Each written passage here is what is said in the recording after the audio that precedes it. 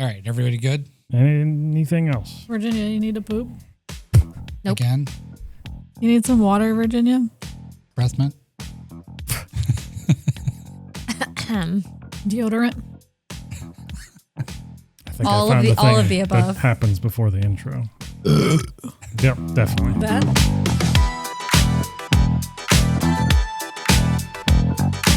What's up, everyone, and welcome back for another episode of the Mamalukes podcast. We're your hosts. I'm Luke, I'm Alysha. I'm Matt. And I'm Virginia.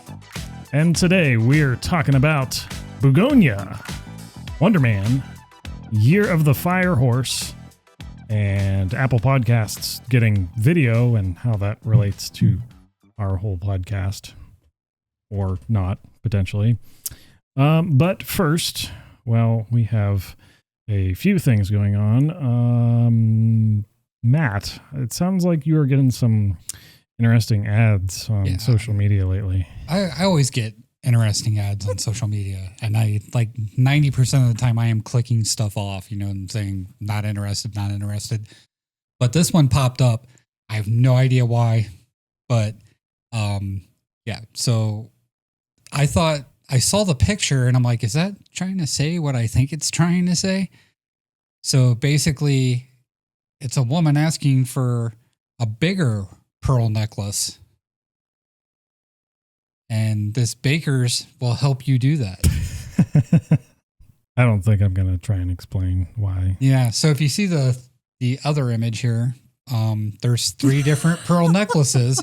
What the fuck? There's your good, better, and then your baker's pearl necklace. Huh.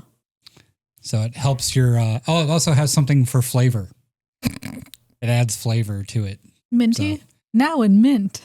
I think it's pineapple, actually, when you read the article.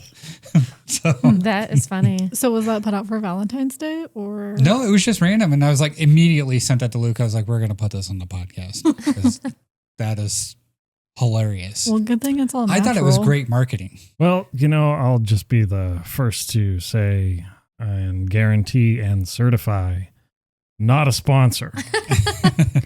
But Yeah, go back to the first picture though, because that's the image that they showed initially, and I was just like, oh wow, okay, that is actually what they meant by that. yep.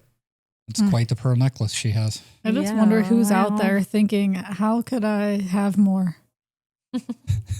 On both either side, receiving or giving. Apparently, there is something to it.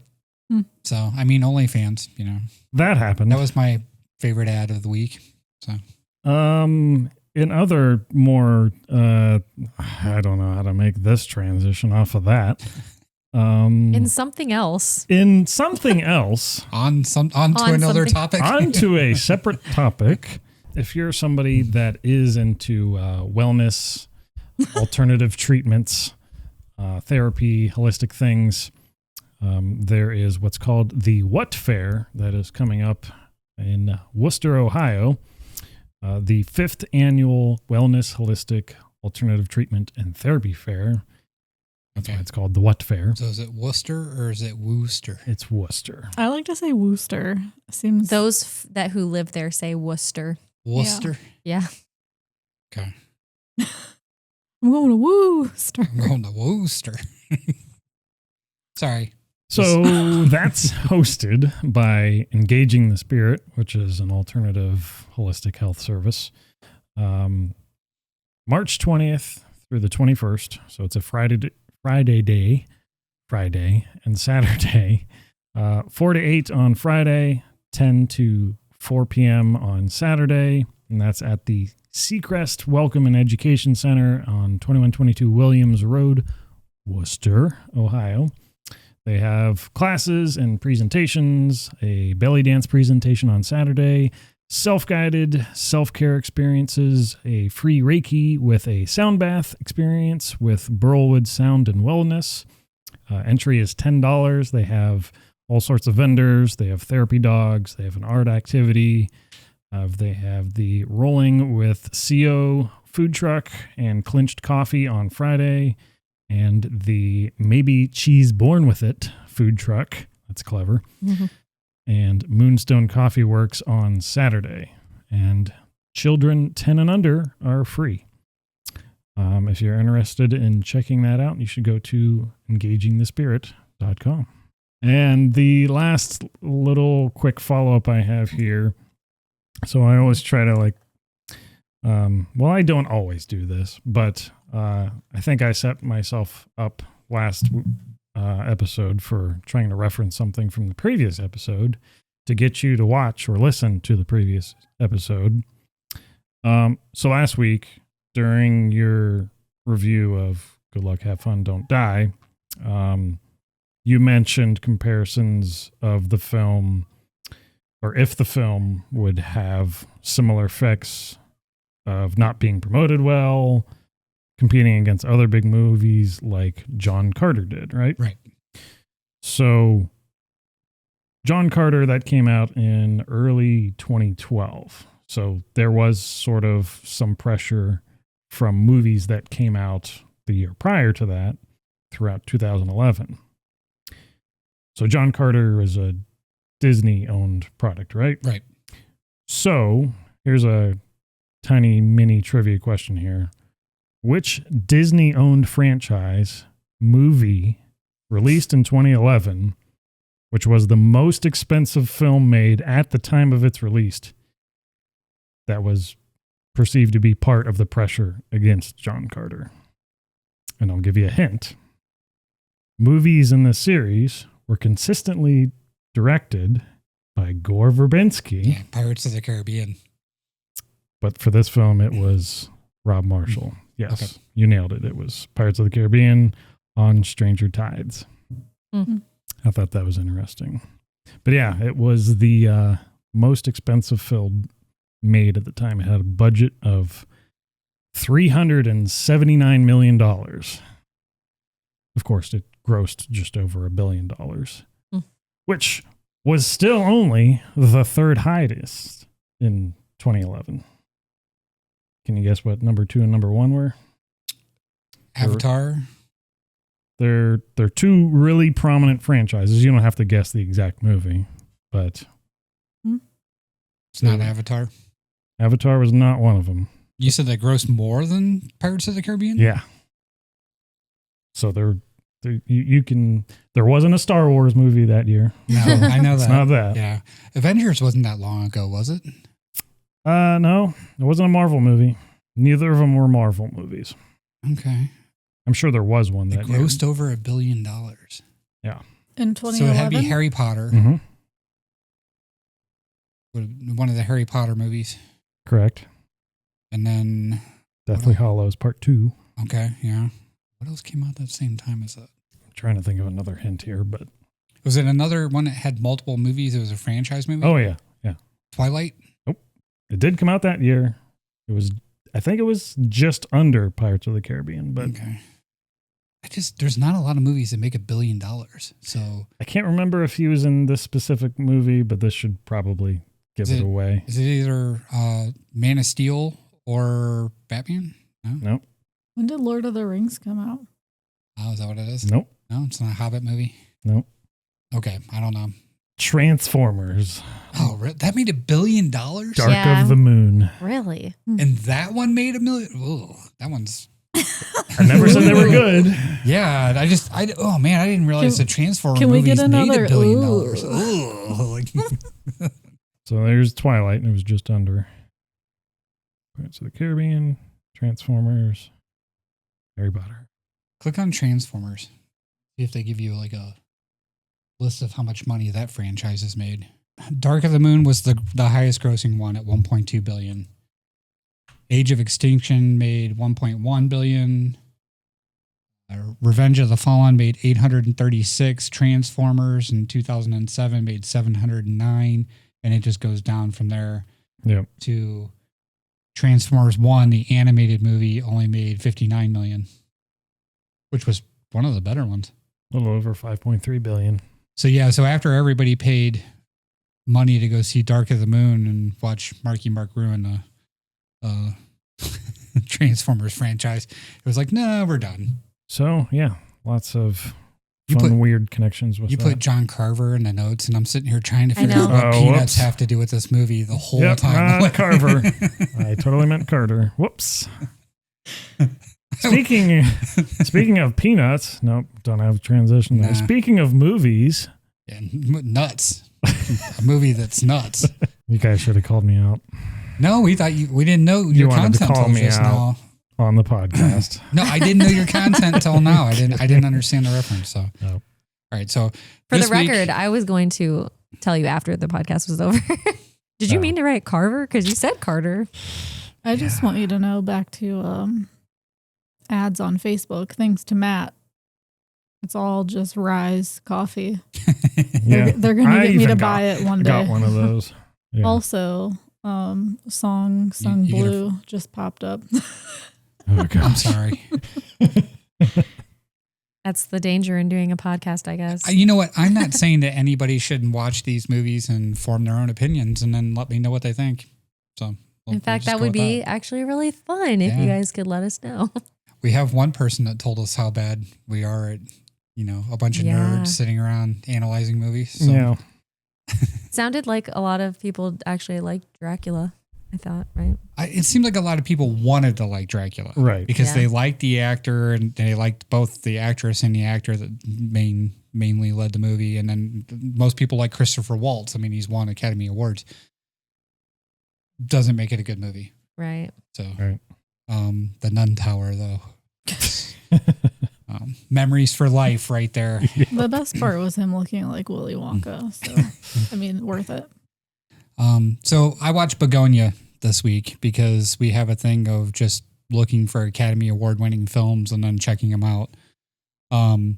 So I had my reservations with watching this one because for the last 3 years, Emma Stone has made a movie with the director, which is Yorgos Lanthimos.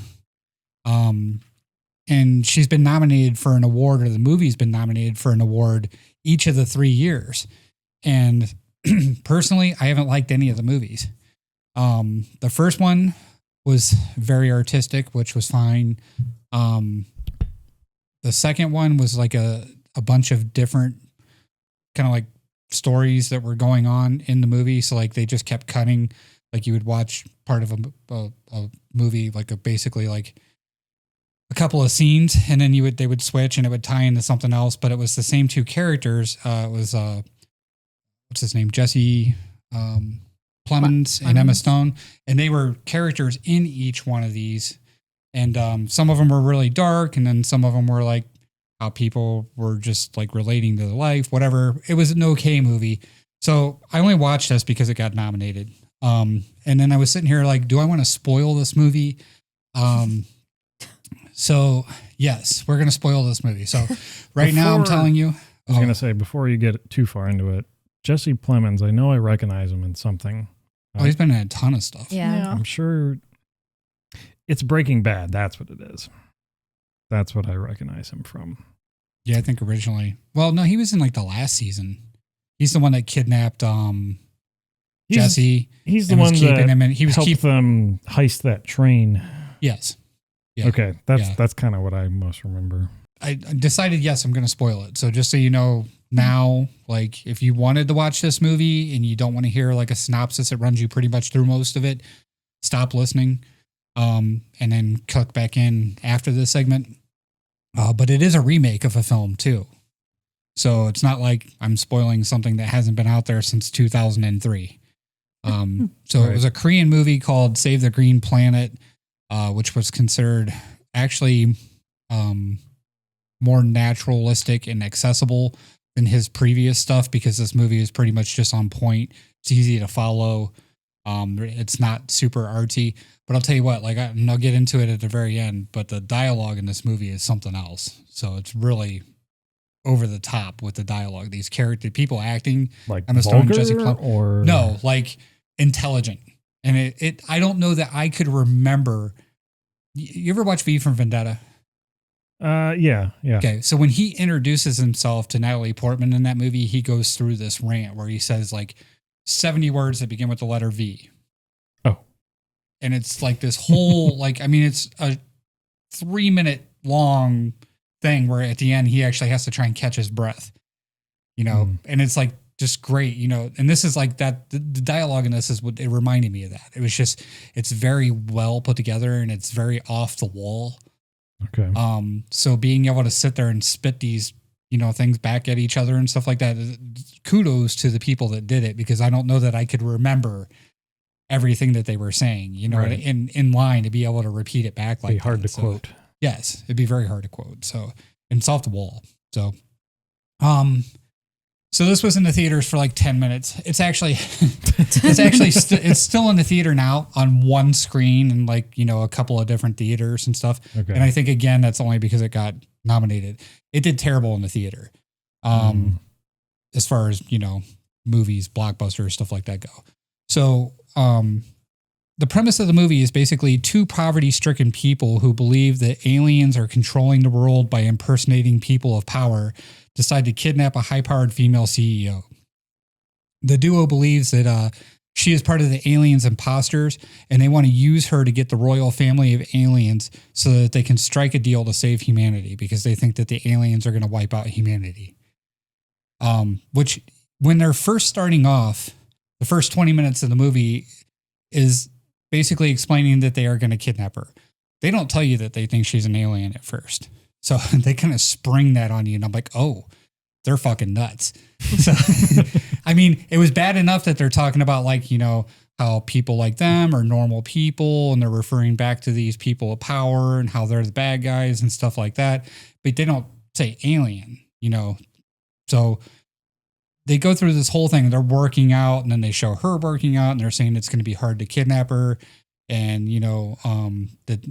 everything has to be planned perfectly. And the whole time, they're showing bees, like, because they have, what do you call it when you have beehive at your house? It's not an aviary, it's something. But anyway, aviary.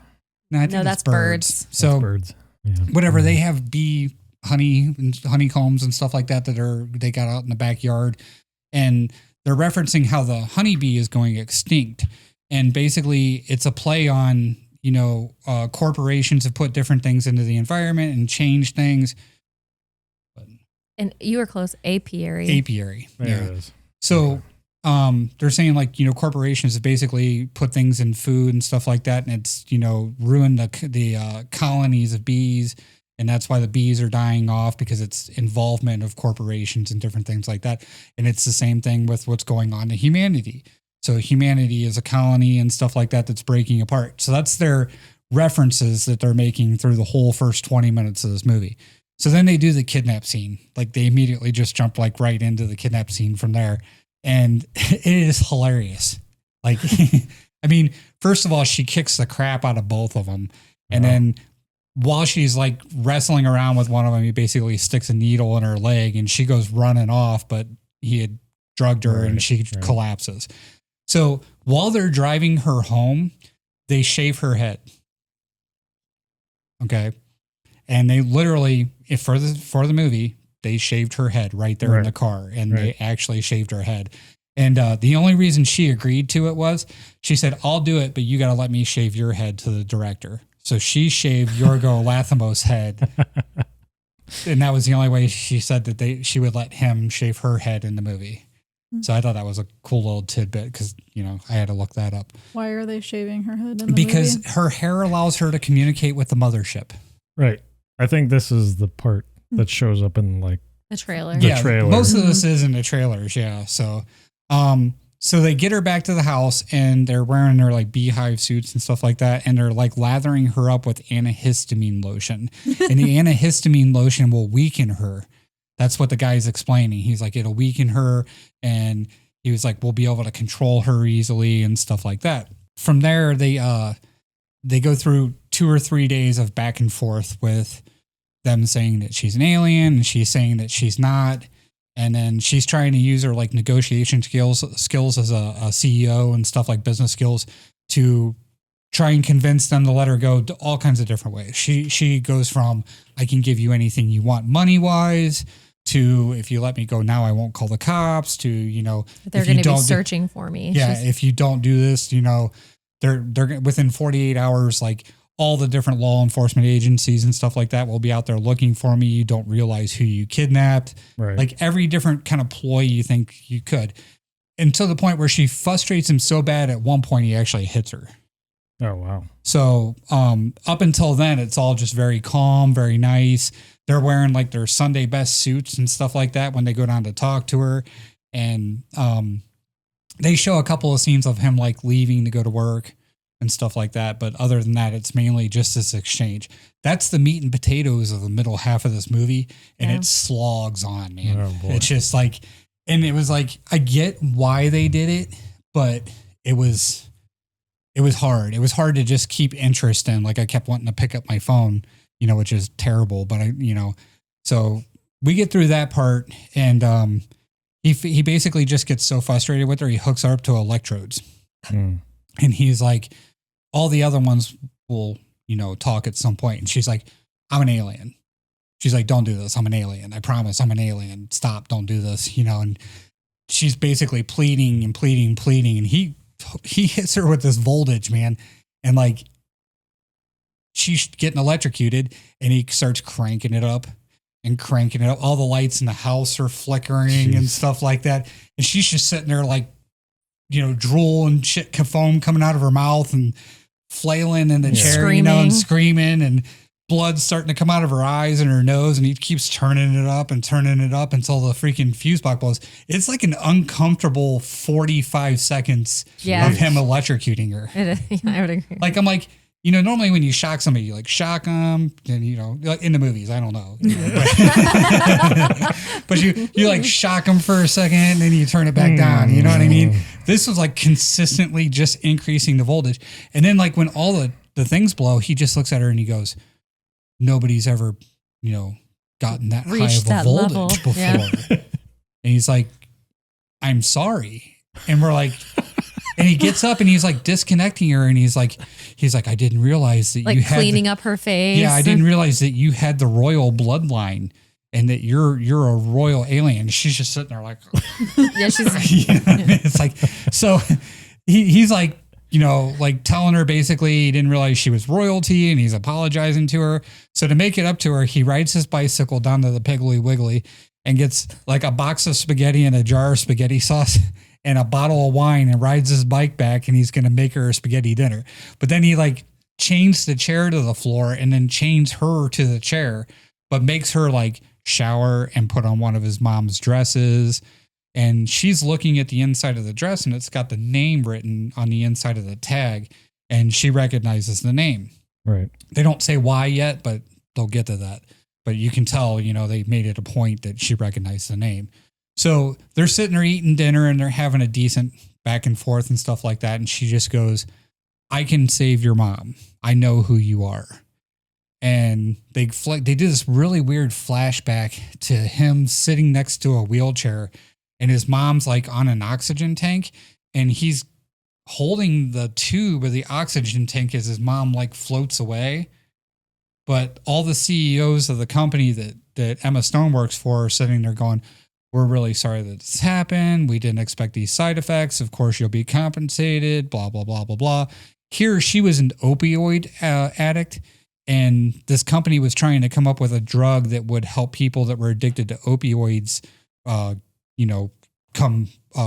be addicted anymore, basically.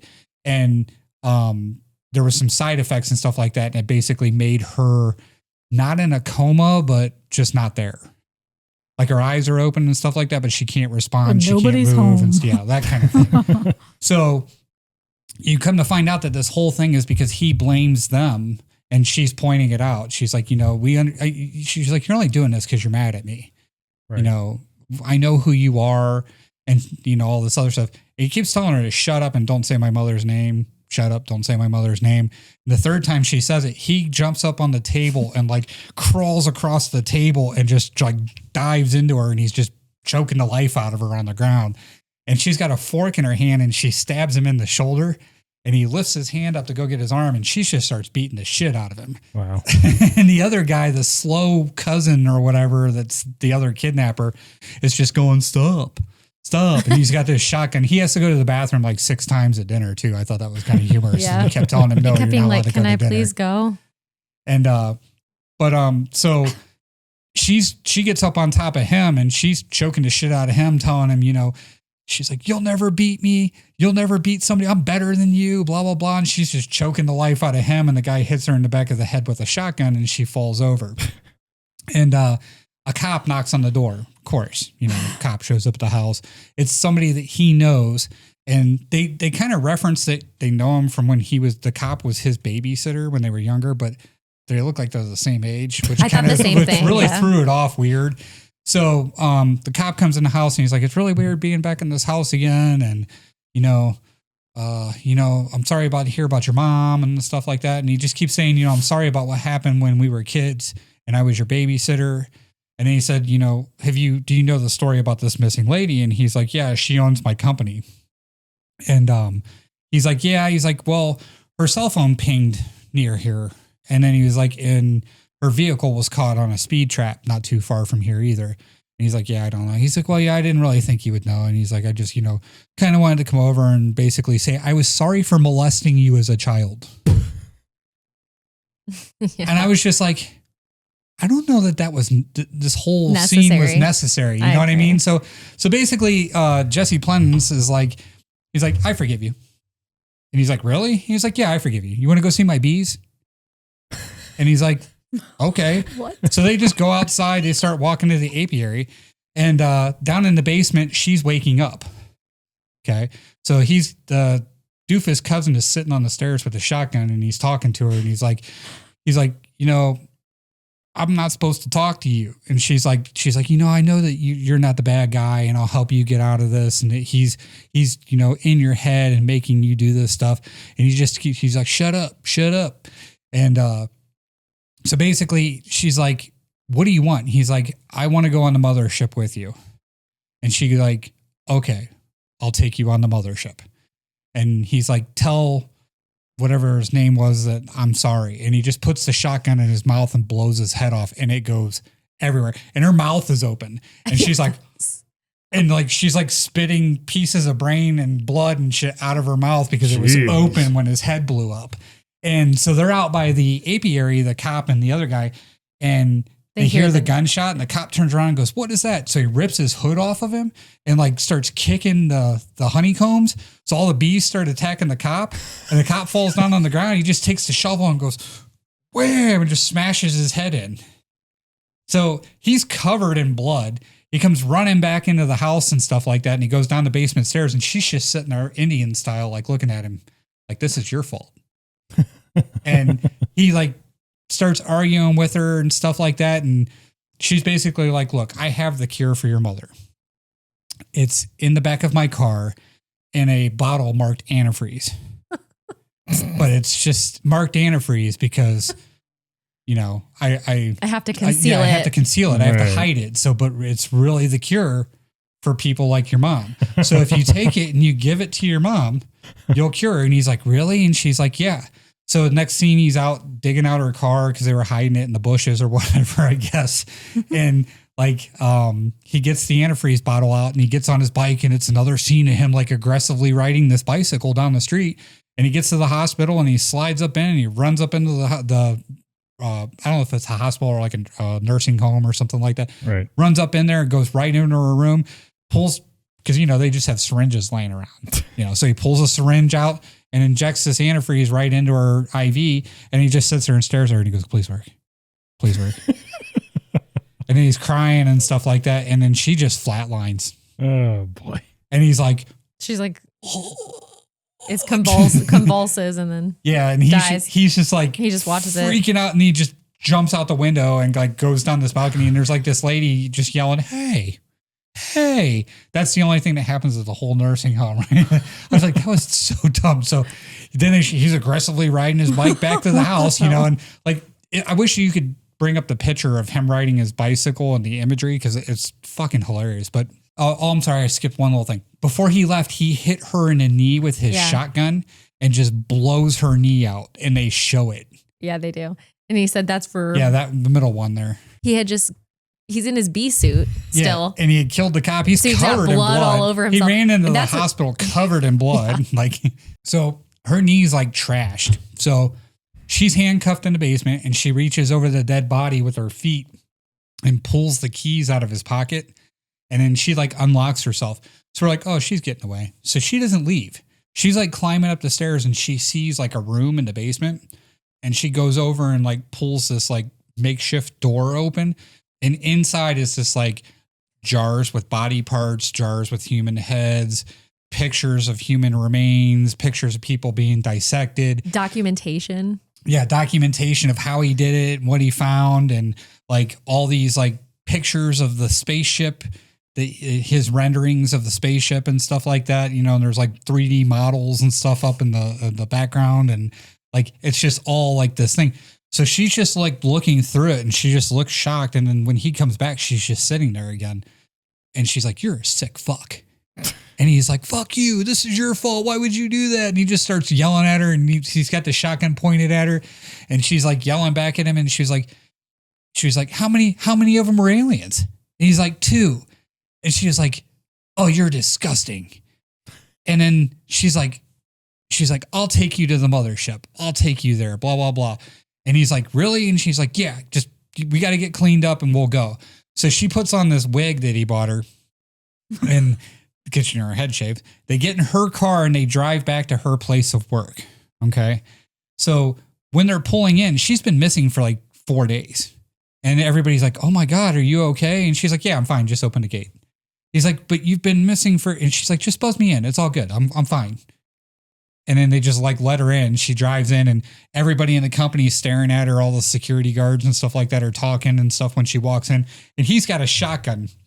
Shoved and down he his shoves pants. the shotgun down his pants right in front of everybody right in front of the guy that parks the cars who they've mentioned like twice. But right in front of him, just shoves this huge shotgun down his pants and he's walking all bow-legged. She's got her knee blown out and she's back in high heels. So she looks like she's about to fall down every step she takes. And they're like trying to casually walk through this like long corridor that leads to her office. So they get into her office and she opens up this little thing and she pulls a calculator out. And she's like, I've got to type in a very specific 58-digit code. And that's how we'll be able to teleport to the mothership. And he's like, okay. And she just starts like typing and she's like looking back and she's typing. And he's like, can they see us? And she's like, you need to stop talking. I got to do this right. It's got to be the right code. And I have a way of remembering the sequence of numbers. And she's like sitting there and she's going like this. And he's sitting there and he's panicking and he keeps talking to her. And she's like, you got to stop talking to me. So finally she stands up and she's like, okay, get in the closet. And he's like, what? And he's like, I got a bomb. Don't try anything funny. And he opens up his coat and he's got like this homemade bomb strapped to him. And she's like, I'll go first. And he's like, no, I'll go first because I don't want you leaving me here. So he gets in the closet and she's like, okay, shut the door and then I'll finish the code. And she like starts like looking behind her and taking steps backwards. And he blows up. And his head comes flying out of the closet and smacks her in the face and knocks her out. My God. And they just show his like severed head laying on the ground and like he blew up in the closet. Like his bomb went off while he was in the closet. So the paramedics come, they're taking her out. Everybody's clapping because she's safe and she's back and stuff like that. And they get her in the ambulance and they're driving away. And as they're driving down the road, she yells at the person in the ambulance. She's like, is he dead? And they're like, you're like, are you talking about the kidnapper? And she was like, head fell at your feet. Yeah. And they're like, yeah. You're like, is he dead? Are you sure he's dead? And they're like, yeah, you're safe. He's dead. She gets up and just like rips all the wires and IV out of her and stuff like that and jumps out of the back of the ambulance. And then she hobbles all the way back to her company and she sees like all the cars out in the front entrance, like fire department and the cops and stuff like that. And she sneaks up a back entrance and she goes back up and she sneaks into her office and she pulls out the calculator and hits 2 buttons and then gets in the closet and teleports to a spaceship. That they actually show. Yeah. You like her on They this show spaceship. her get out of like this milk or like fluid. She comes walking out of this fluid and they're like, welcome back, Your Highness. They're like clicking, clacking, whatever, but there's subtitles and it says, welcome back, Your Highness. And she's like, we need to decide what we're going to do with the human race. And there's like this image of like a flat earth and it's got like a dome over top of it. And she's like, they're not worth saving, basically, is what they get to. There's a little more dialogue to it than that, but that's the premise. And she takes this dagger and she stabs the bubble and it pops and everybody in the world dies. Oh. And they just keep they play this like solemn music and they just go to like a museum and there's dead people laying all over the floor. And then they go, to a park and there's people laying all over the ground at the park and they're like panning real slow and like playing this solemn music. And then they show like people on the beach. They show a road, and there's like all these cars crashed and stuff like that. And there's buildings on fire in the background. Everybody just like falls over dead. Yeah. Cause they popped this bubble over the dome. And so the aliens just killed every human being, but dogs and stuff like that are still alive. Cause they showed a dog like licking somebody's face. Oh. So that's how the movie ends. So why do the dogs live? Because they only killed the humans, because the humans were what was the problem. Oh, so then it didn't end just there. It went back to the honeybee that was like on a flower and stuff like that. Oh, that's true. I forgot about that. And then that was like the last scene, and then the movie ended. Were there any begonia flowers? I don't know. I don't even know what a begonia flower looks like. So yeah, why is it called begonia? That's a good question. So honestly, the acting in this movie was great. These two, she played like a rich CEO that was like kidnapped and like trying to like, power her way out of a situation. He played a great, like what you thought was an insane person. You know what I mean? Because the whole movie, you're like, this dude is fucking nuts. And the dialogue that's coming out of his mouth is like every conspiracy theory ever spewed. You know what I mean? It's just like everything that comes out of his mouth, it just sounds like something, a crazy freaking right-wing person would say.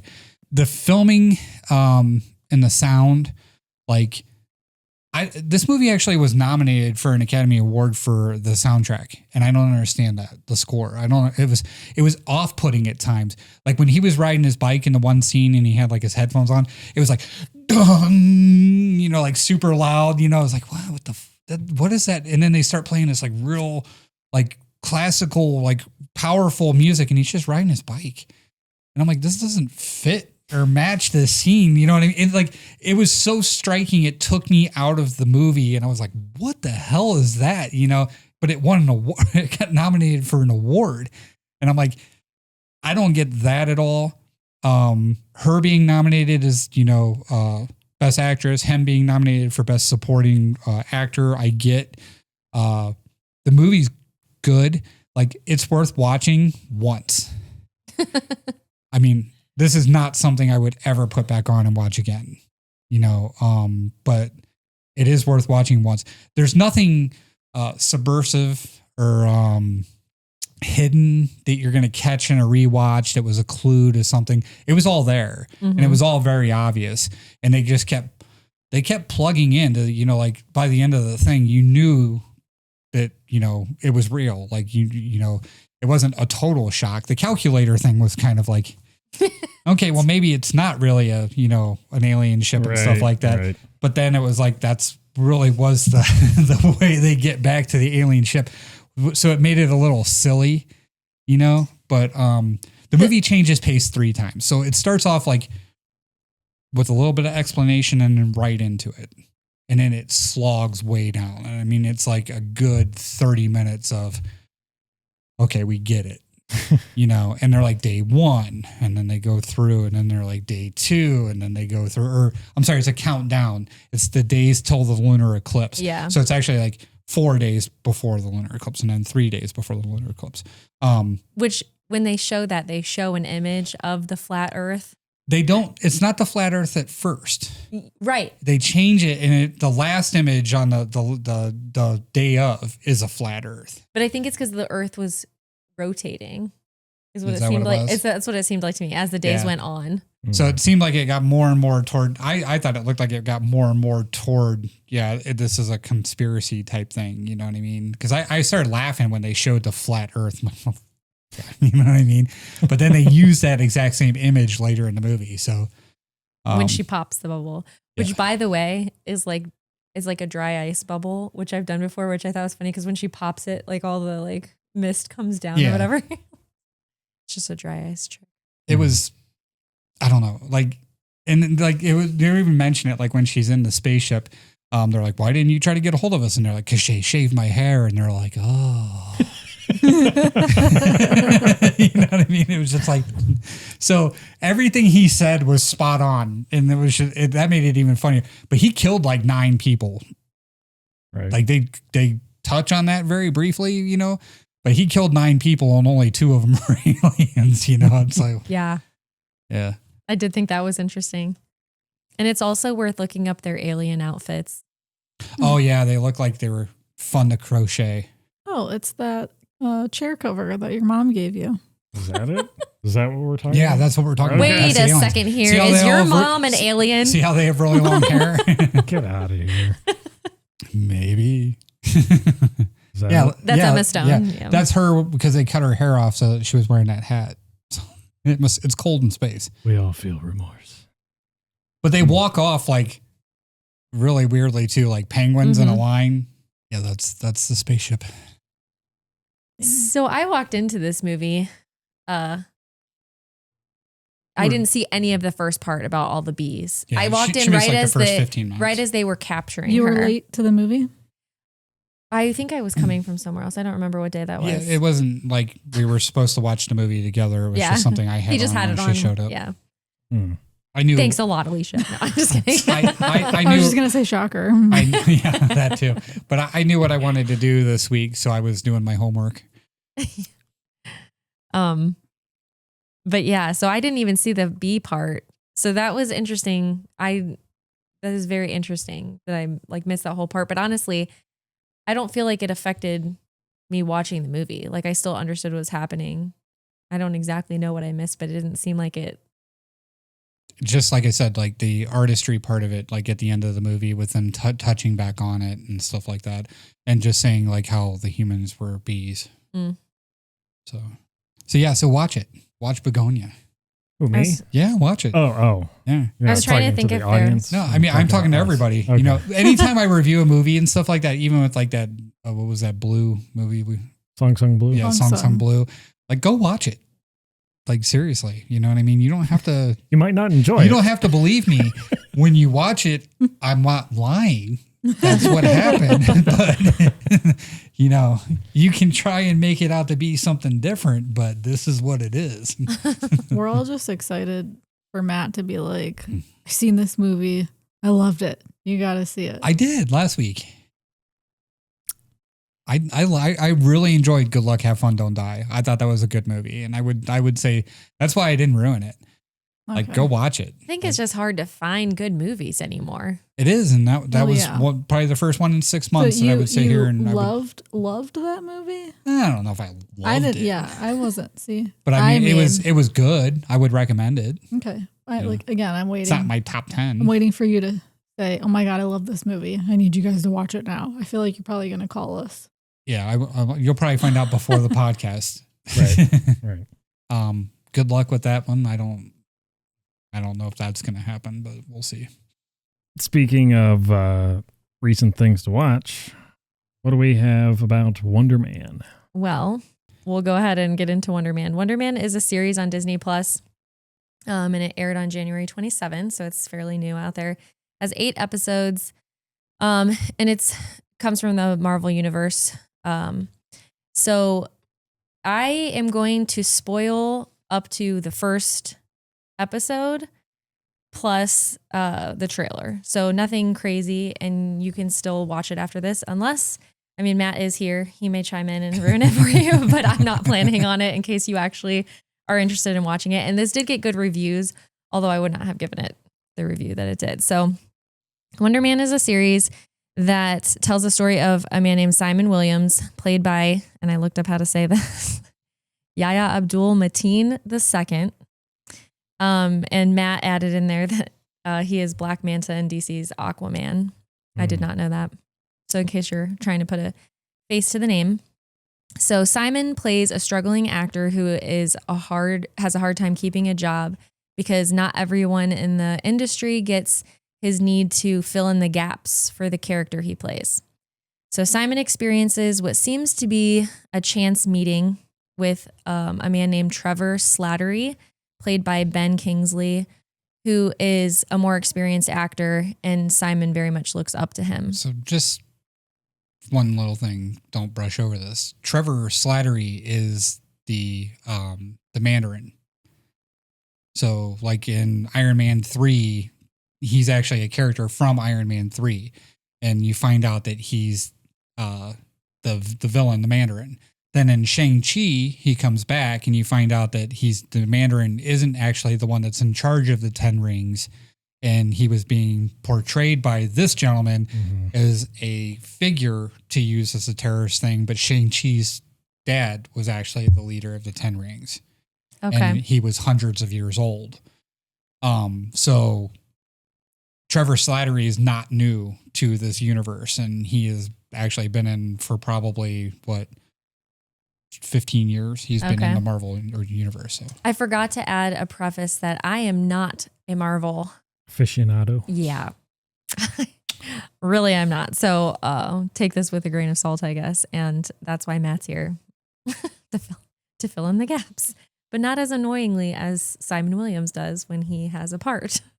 And I will say in the first episode, they show him like basically getting fired from a job and how he gets fired from this job. And I have to say, even I was like annoyed after a little while because they were like obliging him a little bit when he's like, well, don't you think the character, how long did they know each other?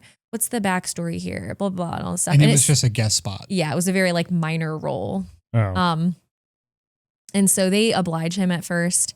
And then at some point they say, the writers have decided that this character, basically, we just decided it's not worth it to like put it in, and that he gets fired because he's that annoying. And I have to say, like, after a few of them, I was like, dude, like, just say the lines. Like, right.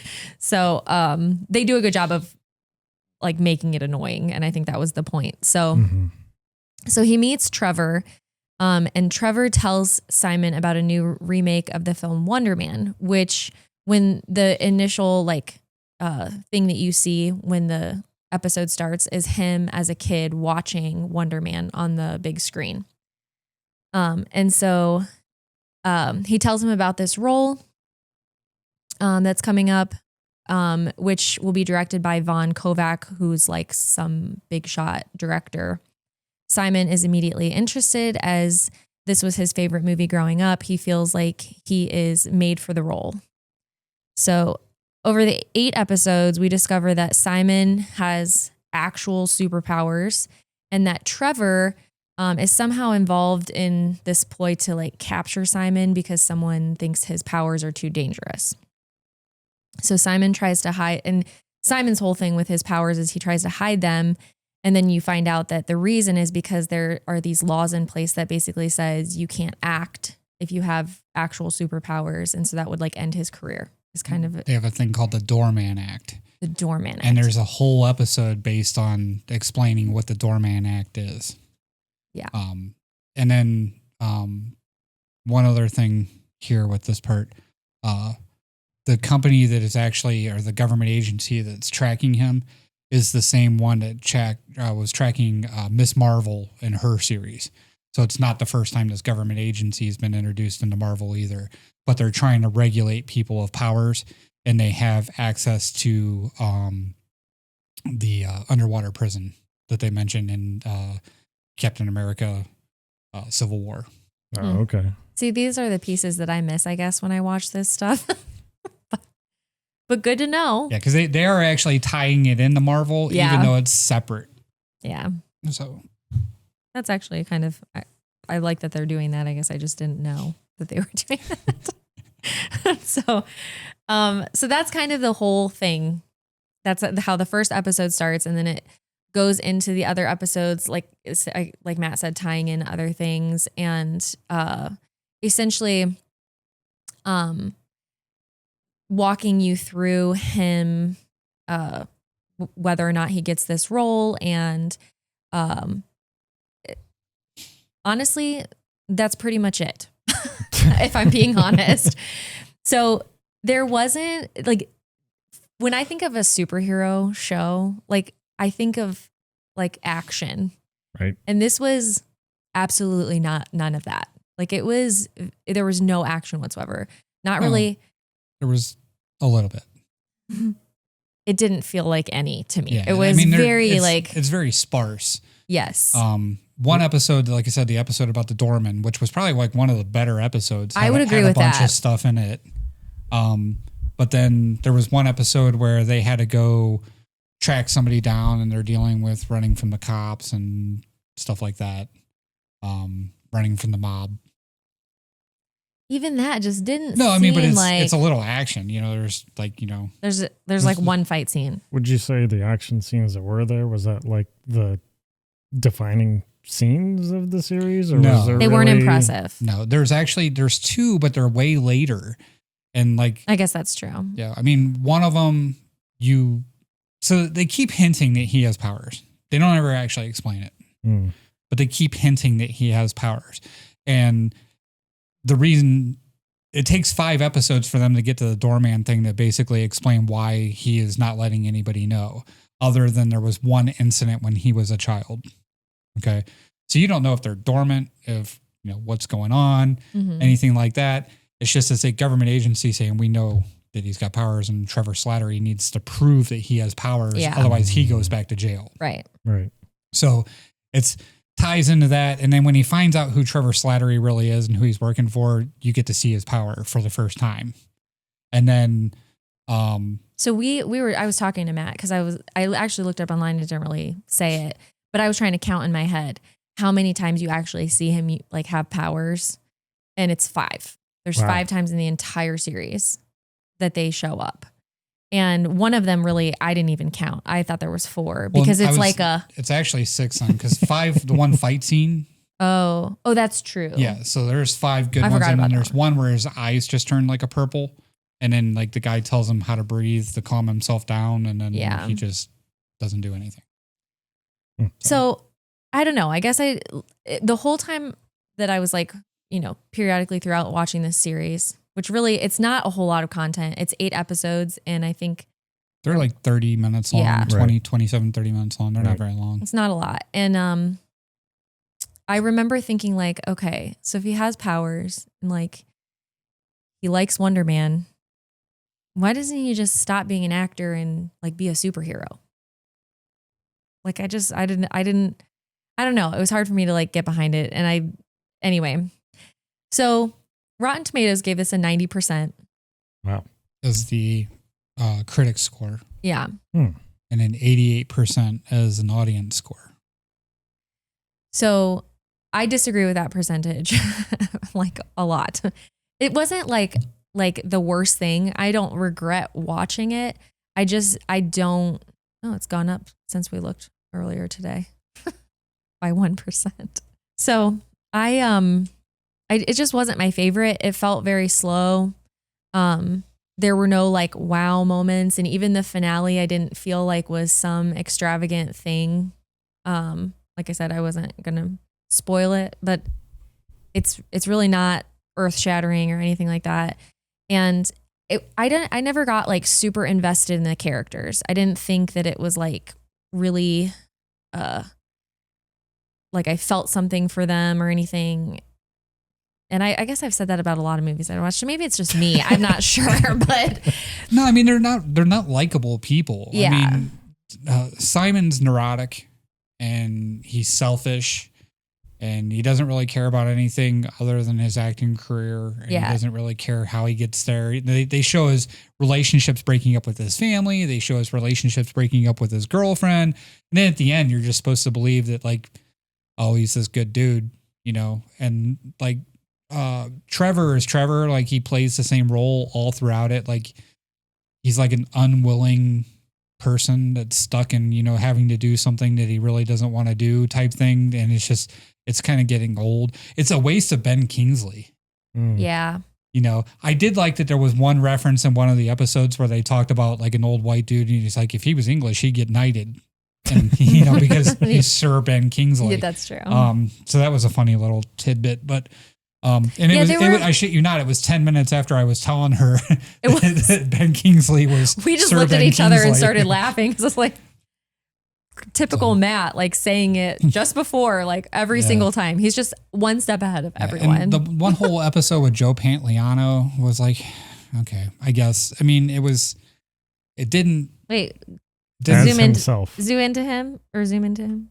I was trying to think of what episode that is. The one where they go try to do the method acting thing and they go to his apartment and it's actually Joe Pantoliano. Oh. And then he tells him, yes. He tells him acting's not, well, I don't want to ruin it. For me, I'm like, okay, it leaves you with a lot of questions. Like I know nothing after watching this about Wonderman. Yeah. Nothing. No idea what his powers other than what the one government agent said that his powers were. Yeah. And I think it would have been more entertaining if like he figured out how to control his powers or like or anything. I mean, there's just a lot they could have added that would have, I think, made it more interesting. Yeah, they could have shown that progression to him learning how to use his powers. Other than in the very last episode, he was just a master of his powers in one little tiny scene.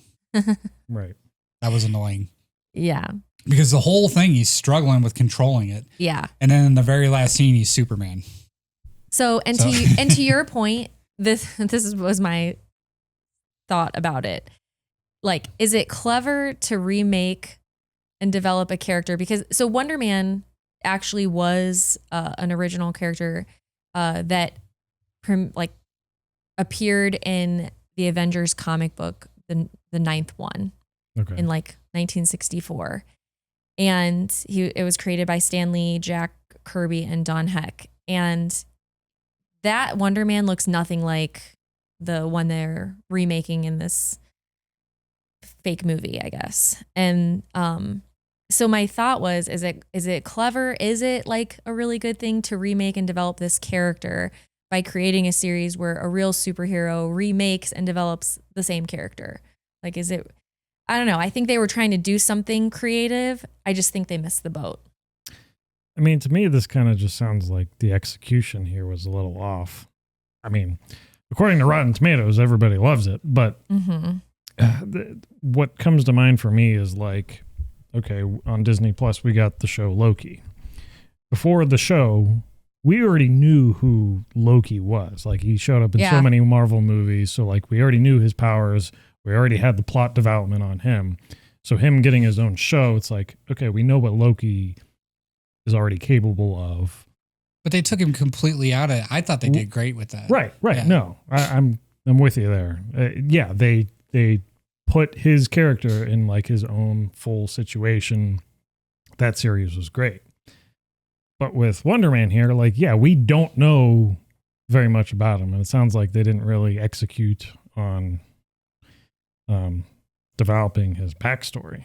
Well, and honestly and truly, so like they show, obviously, like the very opening scene is the like Wonderman movie that he falls in love with as a kid. Okay. Right. And it shows up like Buck Rogers, like an 80s Buck Rogers type movie. Yeah. And so when they're remaking him or whatever, in my mind, like he's like, I'm made for this role, blah, blah, blah. And I think they're saying that because like he has his own superpowers or whatever. Right. Okay. Right. And I get that. But like the way that Wonderman presents himself, or even like the little snippets that you see of him acting as Wonderman, is like totally different. But I think that they could have done a whole lot more with the series. I am curious if they're going to have a second season. It has not like been officially announced that they will, but everyone, like based on the reviews and stuff, it seems like it may. And I'm almost wondering if, like, as much as I didn't enjoy this, I mean, it was okay. I don't regret watching it, but it's not something I would watch again. And if a second season comes out, I'm really curious what they'll do with it, because I feel like this was like the initial, like, oh, he figured out he has superpowers. Okay, so now in the second season, are they going to go into like, okay, can he control these powers, or like, is it going to be more interesting? I'm curious to see. So, okay. I'm looking at the genres this falls into: action, adventure, comedy, fantasy, sci-fi. Was there like a bunch of comedy in those like first 5 episodes? Ben Kingsley is humor in the show. He's the comic relief. They had little pieces of it in there. I will give him that. His instability, like the main character Simon, like his little quirks and different things like that, are meant to be humorous. They're just not ha ha ha, like they're not gut busting humorous. They're just like, yeah, that's pretty, off-putting your personality. I guess all I'm getting from this from you guys is like, yeah, this was okay. But everybody seems to, rate this really well. So I'm like, well, that's, when I saw the reviews for this, I was like, am I really getting that cynical? right. I did. I was like, am I really getting that cynical? And then I'm like, no, I'm not.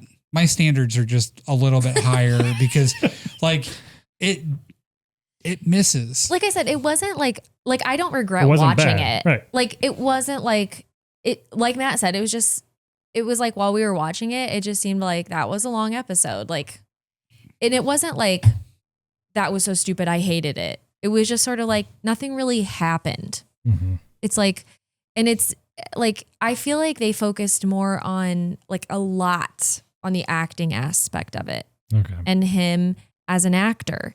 And it's like, okay, but this is a show called Wonderman where he's supposed to have powers. And it was like the whole episode is him like awkwardly acting and struggling to find the meaning of the character and all this stuff. And then like one little like, oh, but he's also has superpowers. Like it was like almost like an afterthought. And I think that's what made it really weird for me. Like, okay, so am I watching a superhero show or am I watching like a drama? Yeah, what it's like to act. I don't know. And it was interesting because when I looked up the reviews, a lot of it said things like it talked about the acting aspect of it. And like it shows you a little bit behind the scenes in the acting world and stuff like that. And it's like, okay, but that's not like what I thought this show was, I guess. So maybe that's where it fell short for me because it wasn't what I was expecting, I guess. Right. And it sounds like that's what people like about it, that it's not just the typical superhero battles and stuff like that. There was one episode where they were auditioning for Von Kovac. Again, it's a Marvel TV show, but I didn't expect Shakespeare out of it. You know what I mean? When he was auditioning for the part and he did the speech that got him the role, I didn't think it was going to be like moving. They did it just like it was an audition. The guy's just sitting there like this, and they auditioned in front of him, So yeah, so like they say in, other people's reviews, it's a little behind the scenes thing, of what it actually would be like. And then you have to imagine that, oh, that's going to be good when it's, with all the special effects. Yeah, all the special effects and, the drama. But yeah, I don't know. Sorry, I didn't mean to chime in too much on your topic there. No, that's okay. I'm glad you did. But that leaves room for you guys to chime in. So let us know if you've watched Wonderman, what you think. And now on to trivia. Trivia.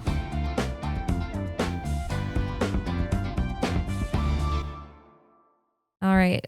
So since Wonderman wasn't a big hit for me personally, I just decided to do a trivia question on superheroes in general. And this is the question. What is Deadpool's real name? Because that is a superhero that I like. Deadpool. I mean, at least he's in Marvel, so that's good. There's some relation there. All right. Well, we'll think on that. But first, we're going to take a quick break.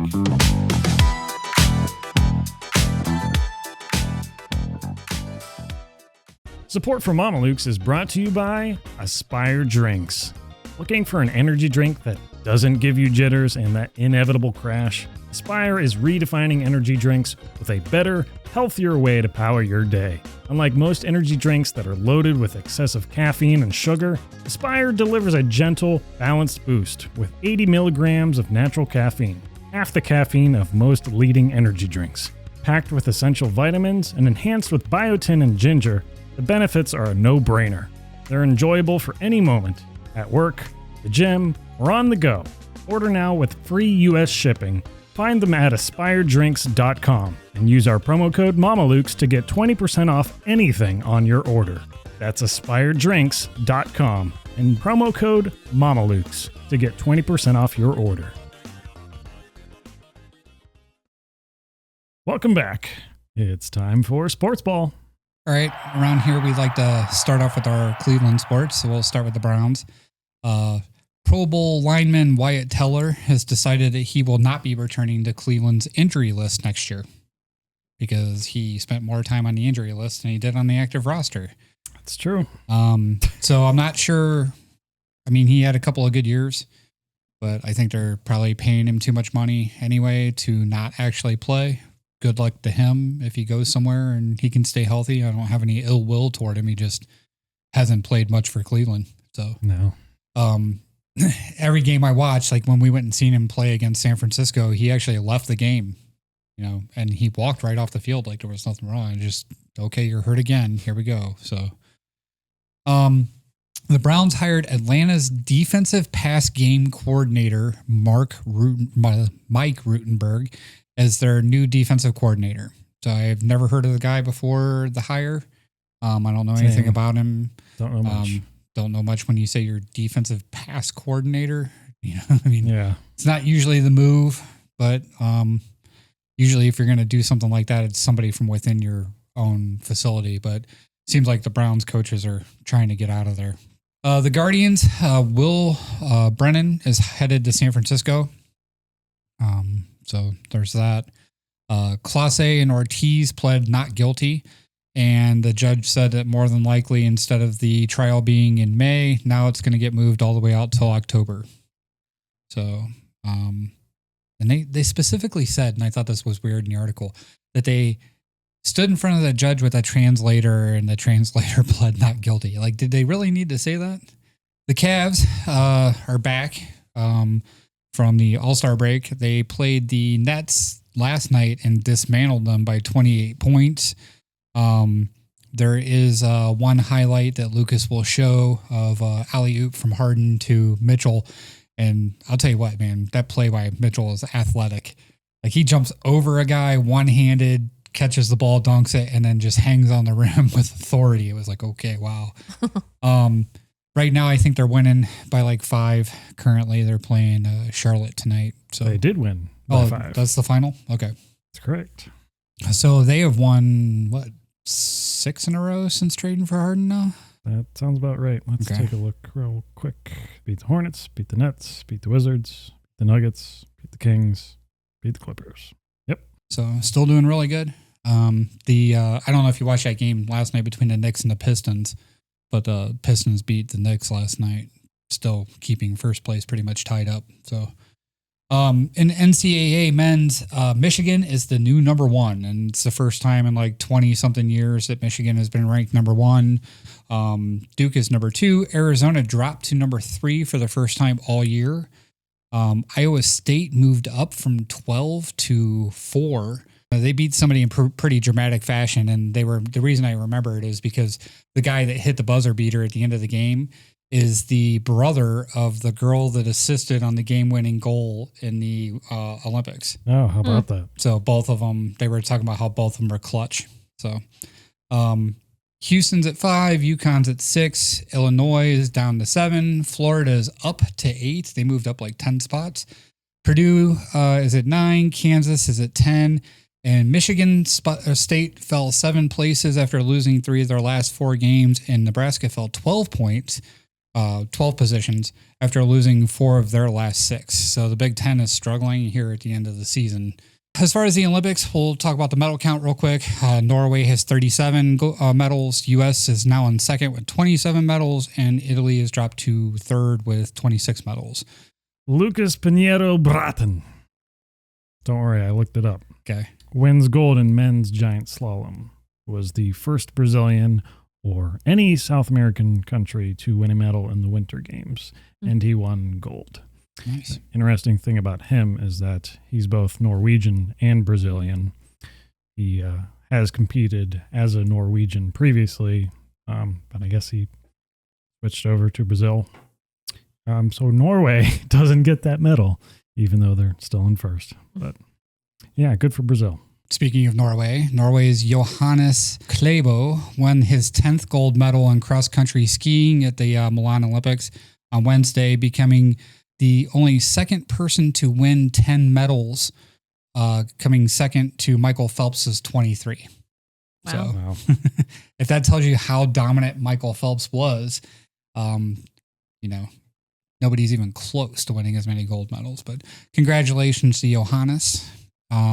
Women's hockey. So Team USA dominated everybody leading into the final round. The closest game was 5-1. There was actually 5 shutouts. They gave up 1 goal in 6 games, which is crazy. The last time it was close was probably when the Russians were dominating. The men's Russian team was dominating everybody in the 70s. And if you don't know anything about that, go back and look, because they still say that may have been the greatest hockey team to ever play. Canada looked like they were actually going to win the game. So Canada scored in the second period, and they were pretty much dominating the pace of the game. The Americans took a bad penalty, which it could have been 2, because that's why everybody's saying that the refs helped the Americans. But they took a bad penalty with about 6.5 minutes left to go, and they had to do the penalty kill. And they got it down to about 2.5 minutes, and they decided to pull the goalie, which is early for hockey to pull the goalie so that they could get an extra skater on the ice. It paid off big time. They controlled the puck right off the faceoff and passed it out to the top. 2 quick passes, and they tipped it right in front. And Hillary Knight scored the goal. Basically, all she did was redirect the puck as it came into the net.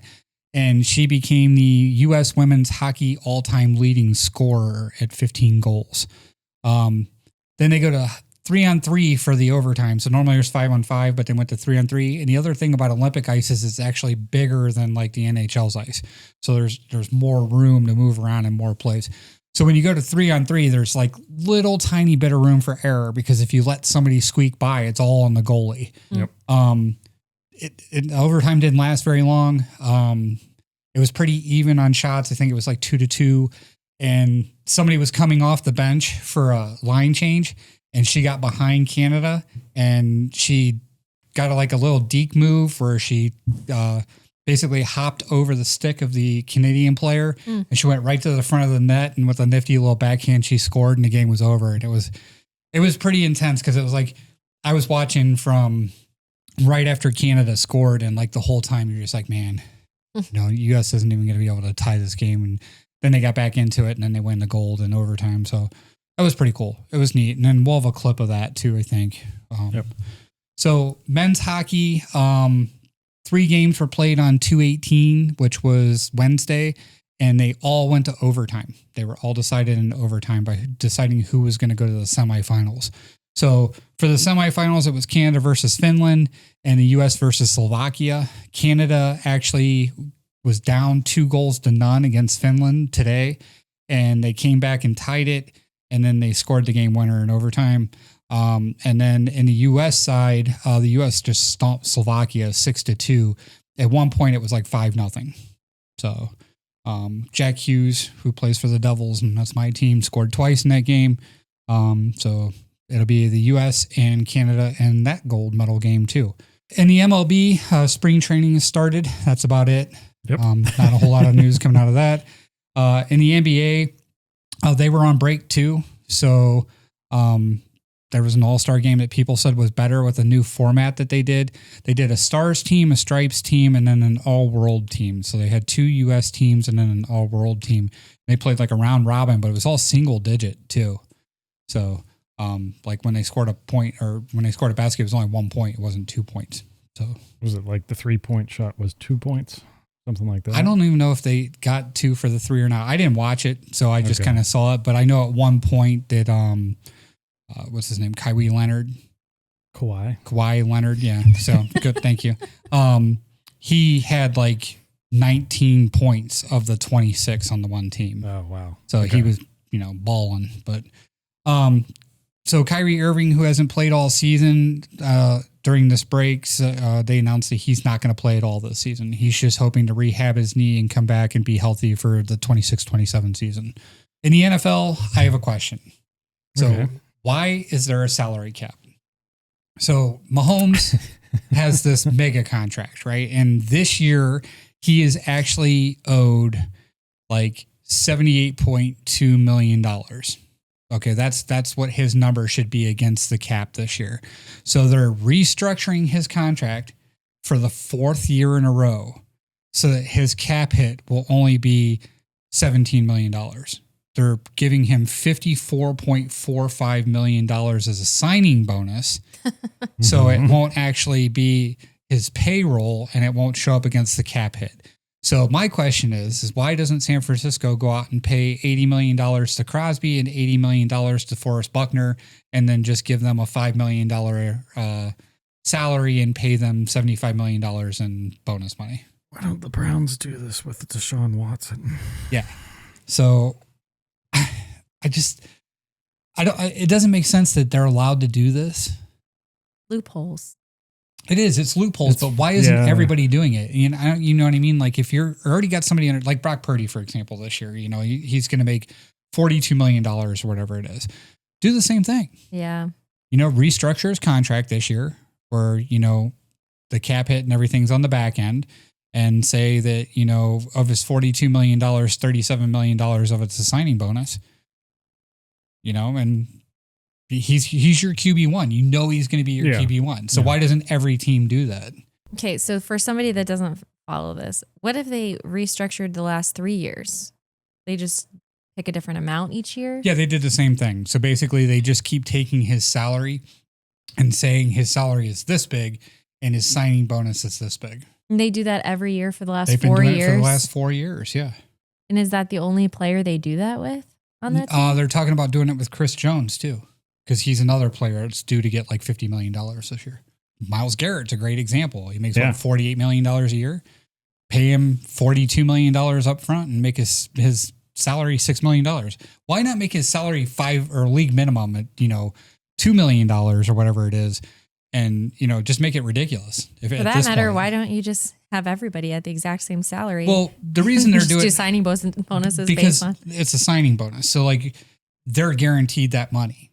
Mm-hmm. Like Patrick Mahomes, no matter what, is going to be Kansas City's quarterback. Like if it's some defensive end or, a safety or something that you're trying out from for a year and you're giving him a $2 million contract or something like that, you don't even know if he's going to be there 5 games into the season. You don't know if he's going to make it out of training camp. Patrick Mahomes is going to be there. Yeah. So normally your contract is like, if you duck out early or something like that, is it your you would contract? Lose that money if you didn't play a certain amount of games, if you didn't make it to a certain amount of practices, if you didn't show up for training camp, if you didn't do all these things, they would take that money away from you.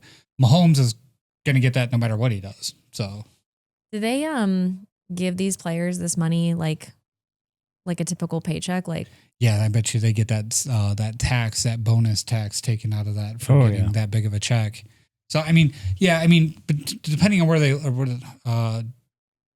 they live, taxes are different and stuff like that. But of that $54.45 million or whatever, he's going to see 20. But I don't want to stay on it too long. I just think it's a shady little way of Kansas City, and I'm sure there's other teams doing it. This is just the one that they're very publicly announcing what they're doing, because like he had an $80 million cap hit this year. Well, if your salary cap, which I think is only going up to maybe 310 or 320, I think this year, and $80 million of that is one player, you can't put a superstar roster out there. I'm just trying to picture sitting at a table and somebody being like offering me millions of dollars and me being like, you don't. Your agent does. Oh, I was going to say. Wow. If you can't give me $5 million more, I'm out. Sorry. Yeah. I mean, a lot of it gets compared to the last quarterback that got the last big deal. That's true. It goes up every time you get a mega contract. Right. So Juan Jennings, that's a great example. Okay. Plays for San Francisco right now. He's on the end of it. He has no contract left. He's a free agent now. They can re-sign him or they can let him test free agency and see how much money he's going to make. And everybody's thinking that he's going to make about $20 million a year as a free agent. San Francisco can't afford to pay a wide receiver $20 million a year. And that's based on like his stats and stuff? It's based off of, how he performs and stuff like that. And what teams needs that are out there. There's a market for wide receivers.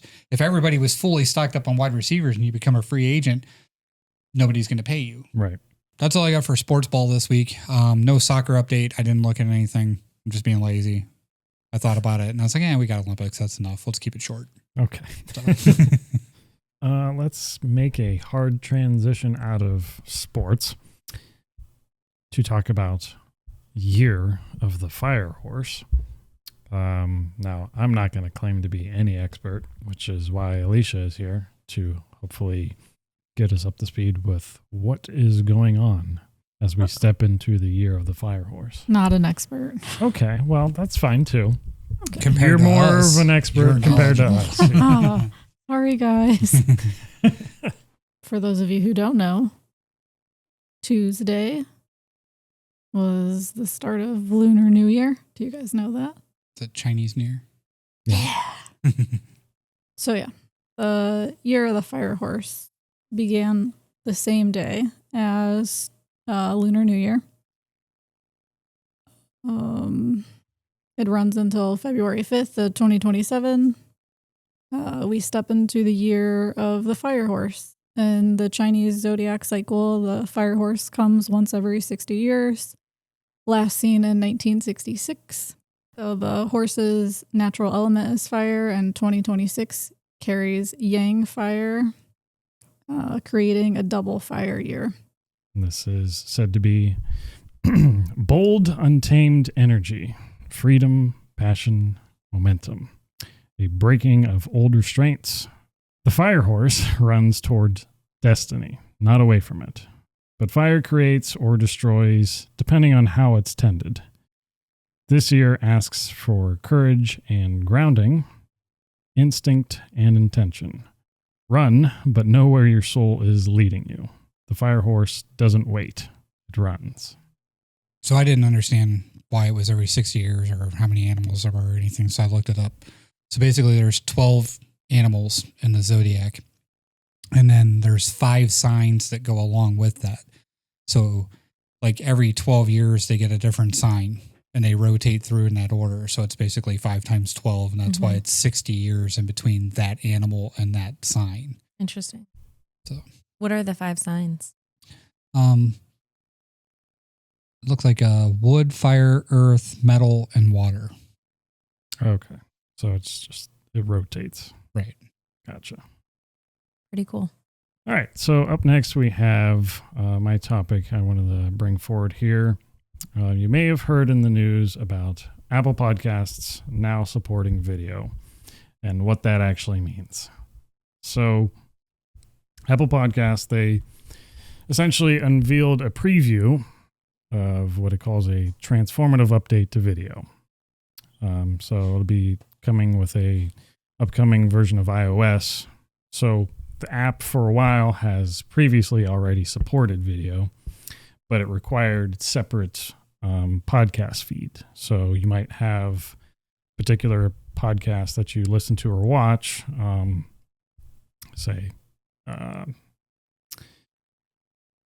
think of any podcast. It doesn't have to be any in particular, but a lot of times what they'll do is they have to publish a separate audio feed and a separate video feed. So if you're listening to their audio feed, you can't easily switch to the video and vice versa. It's like a completely separate playlist, you could say, in your podcast app of choice. This new system basically allows podcasters to use, assuming they have an approved hosting provider that allows this, to publish video alongside of audio in a single feed with proper like full screen playback, etc. So while the video remains hosted by the creator's podcast host rather than Apple, it's not going to be Apple that hosts this. This allows for a lot of different things. For example, dynamic advertising. So for example, the audio version of our podcast, we have like dynamic ads that are inserted at specific spots. With this, you could basically do the same thing. You can have a dynamic video ad inserted in your podcast. If you take breaks or if you just want to put them in anywhere you want, you can do that with this whole new system. So it's sort of limited because you have to be, at least currently, having your podcast hosted by 4 different companies: Acast, Art19, Simplecast, and Omni Studio. I'll just tell you right off the bat, our podcast is not hosted by any of those. And that's just speaking of the audio version. Yes, we're on YouTube. Technically, if I went ahead and put in the effort, I could probably get the video version on Spotify. I still have to look into that. But essentially what's happening is that your podcast host is hosting both the audio file and the video file, goes into one feed. Apple Podcasts is now going to support that. So what does this mean? So this business model is different from its competitors like Spotify and YouTube, which, well, so Spotify and YouTube, they host that video for free, which if you're on the Apple side of things here, Apple's not the one that's hosting this video. Again, it's coming from your podcast provider.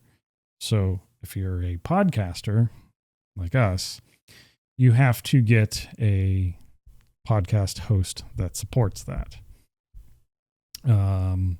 Usually that means because video is a lot more expensive compared to audio, you're going to have to pay a lot more for your hosting provider to support that, assuming they even do support it. But if you're just somebody that listens to podcasts, great. You have this new feature.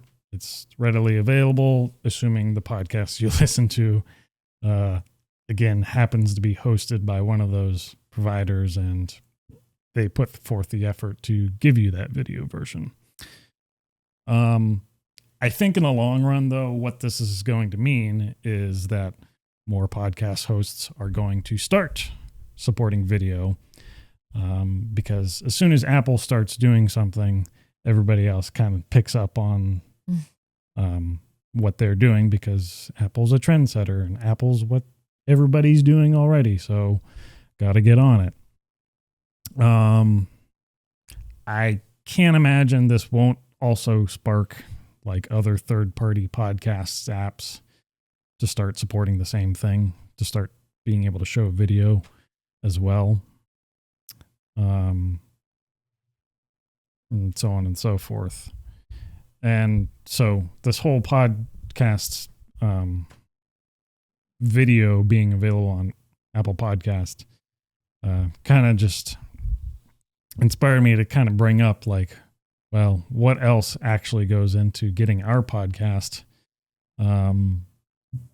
actually put together? And it's a lot more complicated than what a lot of people think. And in the same turn, there's a lot more, or a lot of it, I should say, that probably isn't required, but some of the extra effort, I think, is somewhat useful to some people. So all of us, I'm sure we know at this point what goes into our podcasts. You know, we have to pick topics. We have to make an outline if we're staying organized. We got to sit here and record it successfully. Hopefully not have any technical difficulties. And if you don't record it successfully, that just makes things all the more difficult right at the get-go. But, you know, you have mastering audio. Again, that's sort of subjective and optional. If you like how the audio sounds coming out of whatever you recorded it on after you're done recording, great. If you're someone like me that wants to get it sounding like top notch, you got to put some effort into at least getting it to the right sound levels, getting everybody clear and all that. Having people talking to their mic. Having people talking to their mic. Clearly enough. And it's even more than that, like, you know, getting all the bumps and knocks and random things in the background you might not want to have be heard on the podcast. I was going to say, you're like, you guys all pretty much know what goes into a podcast. And I'm like, no, I don't. Well, Lucas, you do a lot of it. Okay. Just saying. Yeah, if you do a video podcast, for example, you got to edit it. Again, that's subjective. Some people, they'll record a podcast and they won't edit it at all. Some people, they live stream a podcast, and so they just put their whole unedited live stream in their, you know, podcast feed later, and that's an episode. And good for those people that do that. I mean, it really depends on what kind of podcast you're doing, that type of format makes sense. We would need a 10-second delay at least. A 10-second delay? Oh, well. So you can have an emergency shutoff button? Is that what you're thinking? I might need that. You go through, you edit your video. Now it's time to publish that video. And, well, publish the audio too. So you got to upload that video and audio to wherever it needs to go. In our case, for video, it's YouTube. It could be Spotify. It could be one of those hosting platforms that supports having it in the same feed that Apple's now going to support. But your audio version, there's all your traditional podcast hosts that are out there that obviously do that. You need to make a YouTube thumbnail or just the podcast art if you want to have, individual art for each episode. Title and a description. Optional thing is having episode chapters so people can skip to the topics they like if you have a longer podcast. Tags and SEO, search engine optimization. So people can type in whatever they're looking for on whichever platform they're searching for. And if you use the right keywords, basically helps them find your podcast, hopefully. Or use the wrong keywords and have to go back and republish it. Maybe so. There's even a game to typing in what people will misspell so that they end up finding you that way too. Or just, common ways to misspell something. I thought general phrasing was, so far been our issue. So yeah, right. Yeah. I feel like that's really depressing that people can put in a misspelling just because they know people are going to misspell it. It'd be easier to get out of there if everybody would like and share. Right. Interact. We'll like get and into share. that too. Some audio only things, at least for our podcast, is inserting the dynamic ad timestamps so that that particular service knows when to do that. An accessibility thing is for putting in a transcript of the whole episode. So, for example, if somebody happens to be deaf or they just, they like to follow along with a script, having a transcript is really nice. At least for our audio one, our audio version, I have a auto-generated one, and I use the option to make it as accurate as possible. It takes more time to generate, but I've looked at a couple and it seems to be mostly on point. I'm sure there's a little few mistakes in there, but it's hard to go through an entire transcript of a 2-3 hour podcast and try to pick out all the mistakes. So I try not to get into that. That would just take forever. And then, publishing all of that on social media. You know what a social media platform is. Facebook, Instagram, Threads, TikTok, whatever else you happen to use, Twitter or X or whatever else whatever your audience tends to be on, that's where you go to publish all that.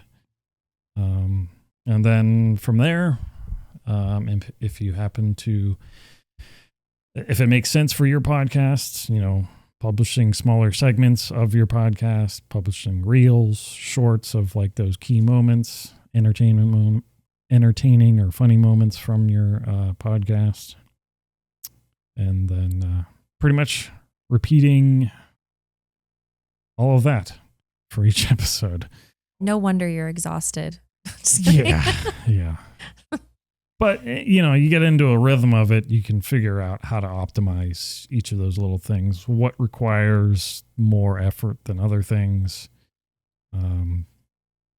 There's things that don't actually take as much time as you think once you get into a rhythm of doing it.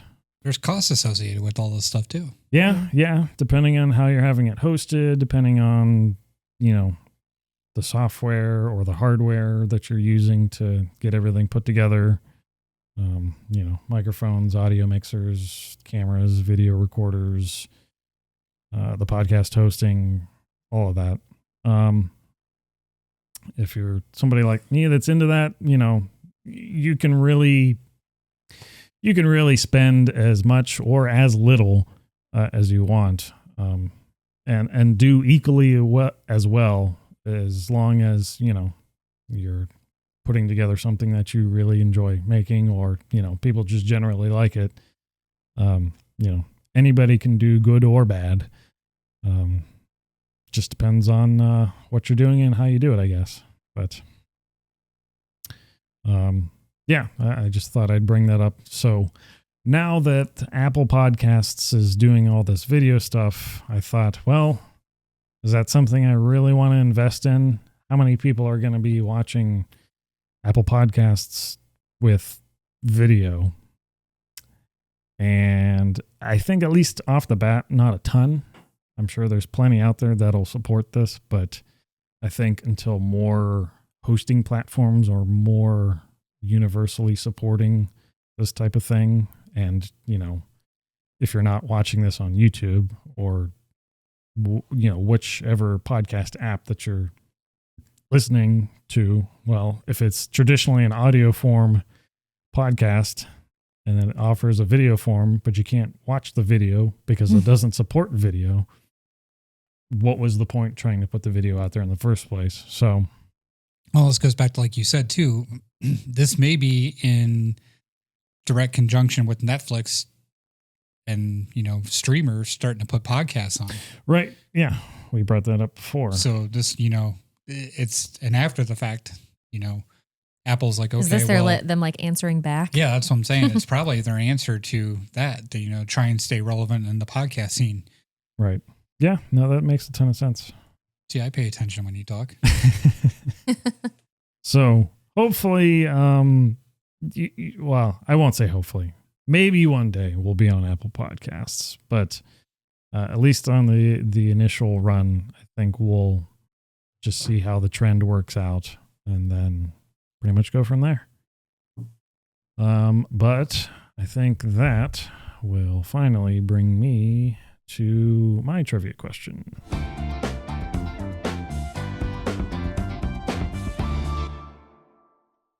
And so that is, what does pod in the word podcast come from?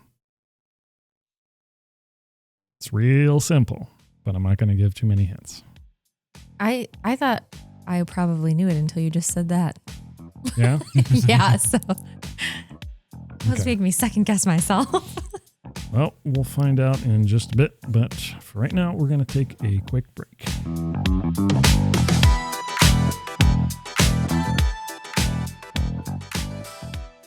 This episode of Mamalukes is brought to you by Wave Radio. If you're into video game or anime music, you should get tuned in. Whether you prefer the classics of Mario and Sonic, modern tracks of Halo or Kingdom Hearts, or the soundtracks of Full Metal Alchemist, Attack on Titan, and My Hero Academia, we've got a station for you. Featuring 4 separate stations, each with a curated playlist, you're sure to find something to jam out to.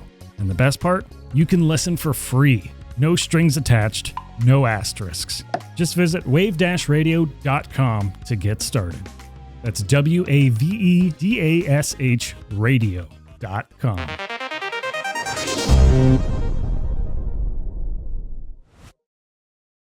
Welcome back. Before we get into some trivia, well, we just want to remind you again, we're still looking for Mamaluke of the Week stories. We need them. We need your stories so we can talk about them and make fun of them and all sorts of fun stuff with that. Comment sections or on social media or anything. Let us know what you got. But let's get into trivia.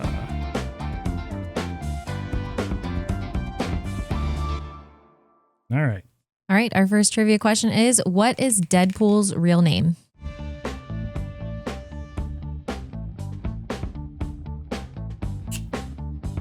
Gonna get my marker off.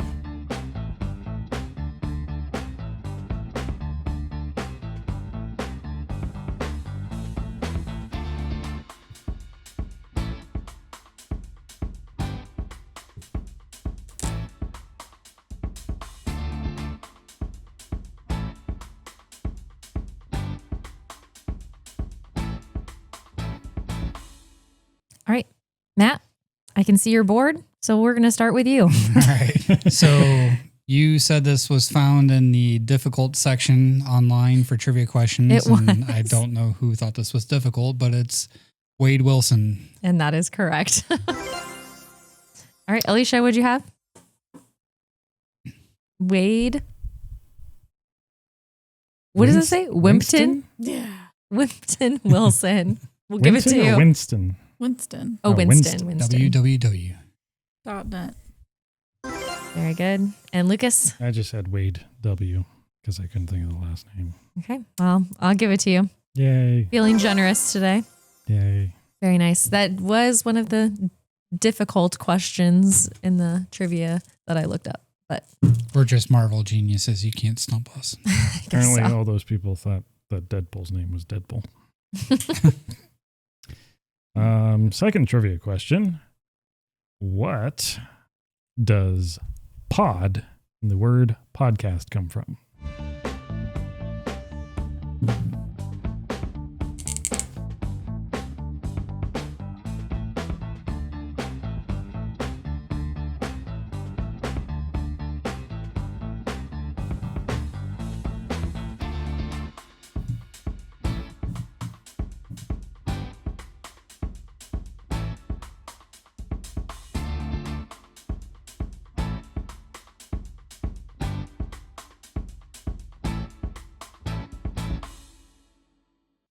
All right, Matt, what you got?